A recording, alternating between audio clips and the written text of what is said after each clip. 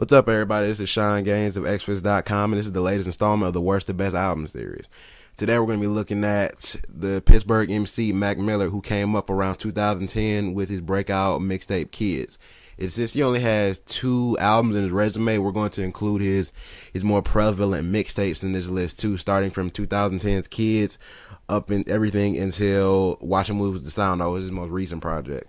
But I'm not going to include his 2011 mixtape I Love Life, Thank You, because I just genuinely don't pay attention to it. I can't name too many people that I know that pay a lot of attention to that mixtape. It was kind of like one of those, like a throwaway project. So I'm not going to include that. They kind of flew under my radar, so I'm not going to include it.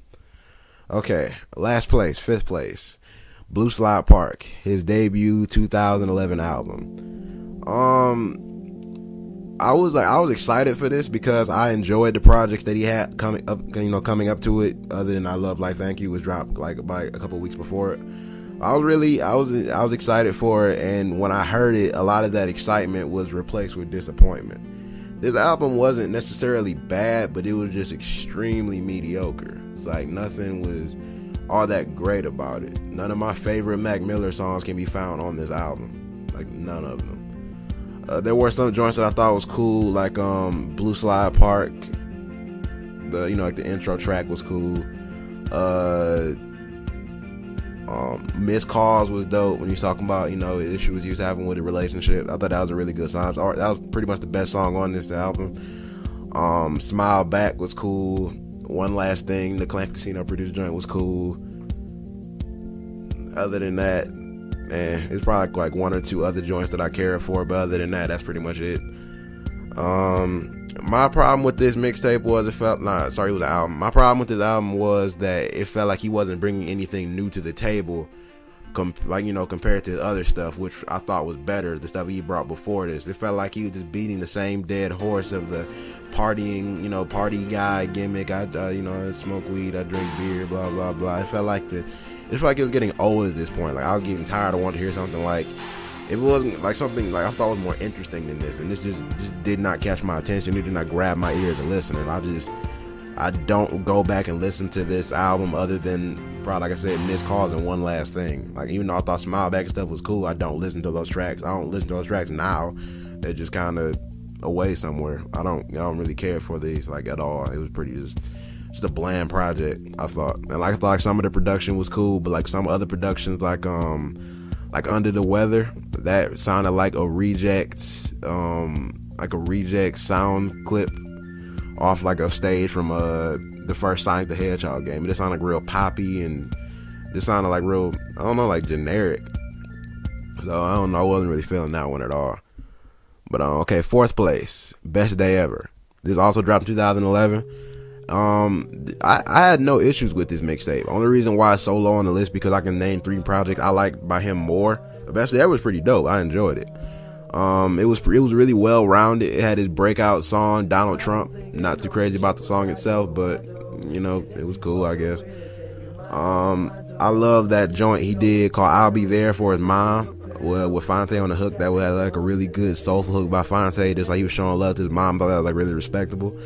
And I love songs like In the Air where he was like flowing. I love like the real chill, like the smoke music he had, like Down the Rabbit Hole and Keep Floating with him and Wiz. Those like some really good smoke songs to me. Just musically, like, because of the beats. I think ID Labs, they did like a very good job on the beats on here. But like Mac Miller, he was like riding those beats very well. He come with the flow, the delivery was good. I liked a lot of joints on her, like Wear My Hat with like him and Chuck English with the beat.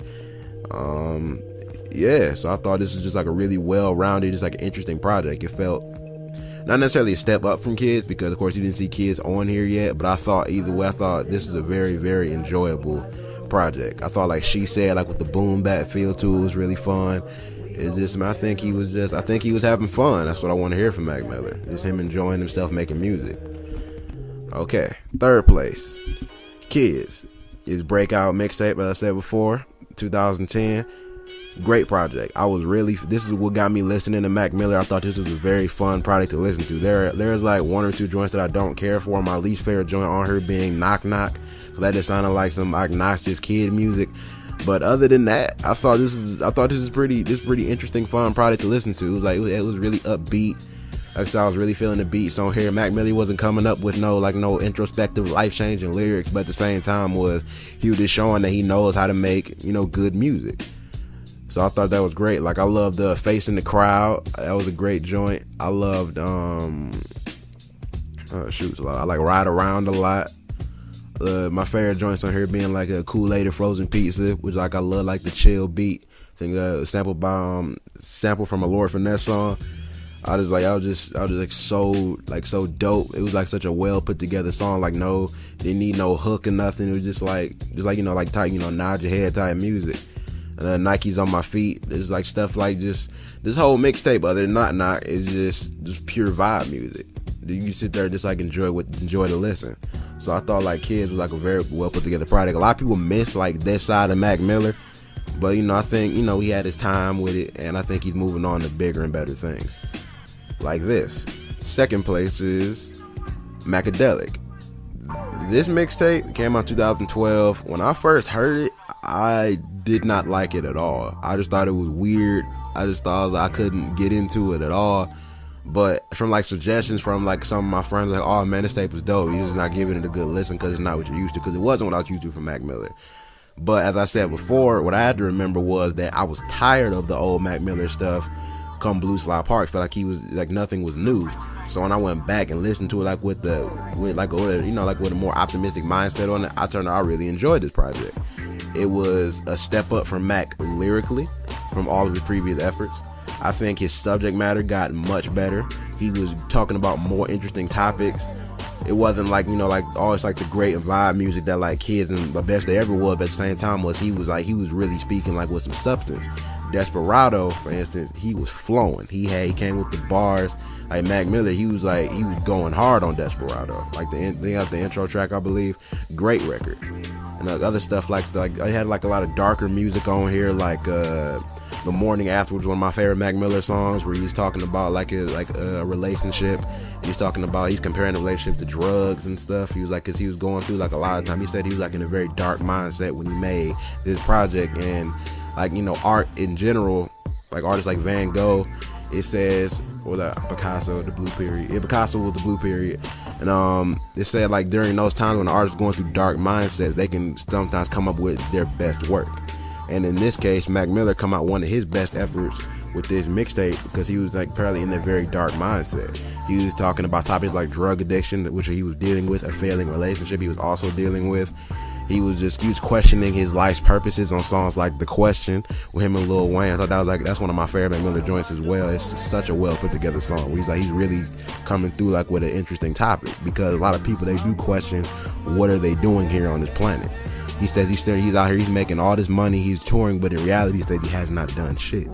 And I thought that was felt like he was just coming through with some new stuff, and it was really enjoyable. At the same time, he still came through with the bangers as well. Like Loud was a banger. Lucky Ass Bitch, him and Juicy J, banger. Great record. I still love to hear those songs. They don't really lose their flair to me. So overall, I thought Macadelic was a step in the right direction for Mac Miller when it comes to him growing, because it showed that he was growing as an MC. And he decided to grow even more on the First Place album. And of course, that would have to be his most recent effort, Watching Movies with the Sound Off. I thought this, as his First Place, I thought this is his overall best work. I felt like he grew even more from Macadelic. This had, some other similar topics where he's talking about the introspective feel. Like I loved, my favorite song by him is I Am Who I Am, which is on here. Like I love that really atmospheric, dark vibe to this. Like the beat was amazing. That's one of my favorite beats that came out 2013. Nikki Rada, I think that's her name, the girl that was singing on the hook. She came through with a very, very a real chill, spacey hook. It's captivating to me. I really love that song. Everything about that song was great. Mac Miller's flow, his subject matter, I think Wild Die is Mac Miller's best song, in my opinion. And he also had a lot of other enjoyable joints on here, like Remember, and he was paying tribute to his lost friend who passed away. He didn't say how he passed away, but It's like that. Mac Miller's experimented more. He was like singing a little bit more on that. He came through it, like he played the guitar on that. He did a really good job with the guitar. Just had some singing songs on there, like Euphoria, which was a cool song. And he had the Pharrell produced joint, Objects in the Mirror. I really like that song, especially like the Space Migration live version with him and the internet. It's a step up. If you haven't heard that, I recommend you listen to that, because I find that to be a better version of the studio version. And he had like another good song in like Aquarium, where he was talking about like a lot of things. He's talking about like, you know, religion. And he was talking about how Americans, like, we become like wrapped up in like the stuff that's going on in celebrity life. So we sometimes forget like social issues. When he says when the cameras come on, we become celebrities to distract from the hysteria, and that's true. That's very, very true. So I'm thinking like Mac Miller, he's speaking with like even more substance, because he's talking about like I think he's broadening his topics compared to what Macadelic had, which also has some great topics. I think he's extending upon those topics and bringing even more stuff to the table. And I really love the production on this one too. He had like the Clams Casino produced joint Bird Call. I thought that was like a really fun song. I like the Star Room. There's not too many. I can't name too many problems I had with this. I can't really name any problem I had with this. Probably like other than like the deadpan flow got kind of tiresome after a while, because I think that's when he first started doing this really. Like that, that whole just Mac Miller. But other than that, man, I think that was a very, very well put together album. So I want to see where he will grow even past Watching Movies to Sound Off. I don't want Watching Movies to be a Sound Off his best project forever. I want him to get even better than that, because I think he's still young, so he has a lot of time to mature as an artist, and he's showing that he's maturing as an artist. All right, and that wraps up the list. The next installment shall be it's a toss-up between, I'm either doing Drake's worst to best albums or Childish Gambino's worst to best albums. They're both going to get put up, but I don't know which one is coming immediately next. So, all right, that's it, yo.